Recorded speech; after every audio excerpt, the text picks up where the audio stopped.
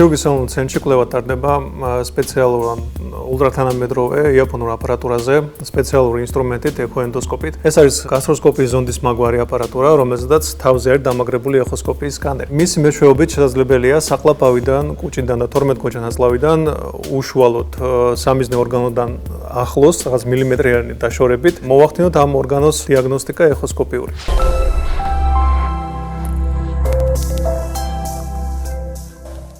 რა თქმა უნდა, ეს საშუალებას გვაძლევს, რომ მილიმეტრიანი გარჩევადობით თვითონ შევაფასოთ, ვთქვათ, ზოგადად ჩვენ სიმსივნური წარმონაქმნების დროს ვიყენებთ ხოლმე ამ კვლევას ონკოლოგიაში. შევაფასოთ ეს სიმსივნური წარმონაქმნი და თუ საჭირო იქნება, ავიღოთ მისგან ბიოპსიაც კი. გარედან, ანუ ეს ისეთი ორგანოებზე ხდება, რომელიც სადიაგნოსტიკოდ გარედან ძალიან რთული არის. მაგალითად, პანკრეასის კუჭგანაჯირკვალი, შუასაყარი, სანაღვლე გზები და კუჭნაწლავის კედელი. გარედან მათი ბიოპსია სირთულეებს წარმოადგენს, ამიტომ გამოიგონეს ეს აპარატურა. ჩვენ შეგვიძლია შევაფასოთ და უსაფრთხოდ სრულიად, იმიტომ რომ გვაქვს დოპლერი, სისხლდაღუების კონტროლი შეგვიძლია, ავიღოთ მითგან ბიოპსია. კვლევა ტარდება მხოლოდ ვენური ანესთეზიით, ხანმოკლე და პაციენტი კვლევის შემდეგ თავის ფეხით 2 საათში მიტოვებს კლინიკას.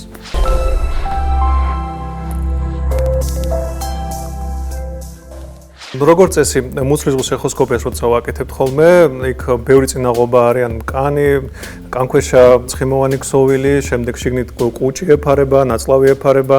ძირითადად არის ხოლმე დასკვნებში თქვენ ნახავთ, რომ არის თქვათ გამოხატული მეტეორიზმის გამო პანკრეასი ვერ დათვალიერდა. კი, თქვათ ესეც რომ გადავლახოთ პანკრეასის ქსოვილი, მაინც არ მოჩანს ისე როგორც საჭიროა და შეიძლება თქვას რომ რაღაცას ვხედავ აქ ეხოსკოპის სიმსივნურ წარმონაქმნს, მაგრამ მისი დეტალური შესწავლა ვერ ხდება.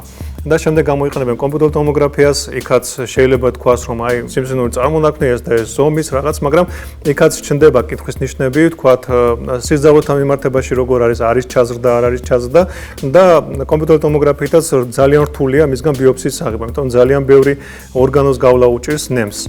და ჩვენ აქ პირდაპირ მივდივართ რაღაც უახლოეს მანძილზე, ამ თქვათ პანკრეასის წარმონაქმნის რომ იყოს და შეფასებაც ხდება, სისხლძარღვებთან ჩაზრდა არის, არ არის, მაგის კითხვის ნიშნების მოხსნაც ხდება და ბიოპსიაც უსაფრთხოდ შეგვიძლია ავიღოთ, იმიტომ რაღაც მილიმეტრები გავლა უწევს ნემს.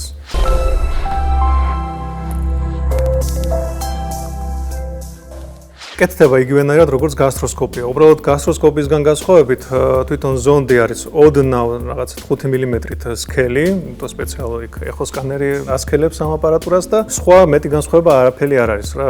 ეს ხდება უსაფრთხოდ, მშვიდ და წყნარად პაციენტს ძინავს, ვერაფერს ვერ გებულობს და ბიოპსიაც უმტკივნეულოა. ონკოლოგია დღეს წარმოუდგენელია ბიოპსიის გარეშე, მორფოლოგიური კვლევის გარეშე. მისი ყოველთვის ეძებდნენ ექიმები, აი გზას, მისასვლელ გზას ისეთი რთულად მისადგომ ორგანოებთან და ამ კვლევამ ძალიან გაამარტივა ეს პროცედურა შუასაყრიდან, პანკრეასიდან უკვე ხელმისაწვდომია, სრულიად უსაფრთხოდ, იმიტომ რომ ჩვენ სისხლძარღვებსაც ვხედავთ, ნემსის ადმიდის მის გასავლელ გზასაც ვხედავთ და პაციენტებისთვის ძალიან კომფორტია და ექიმებისთვისაც რა თქმა უნდა.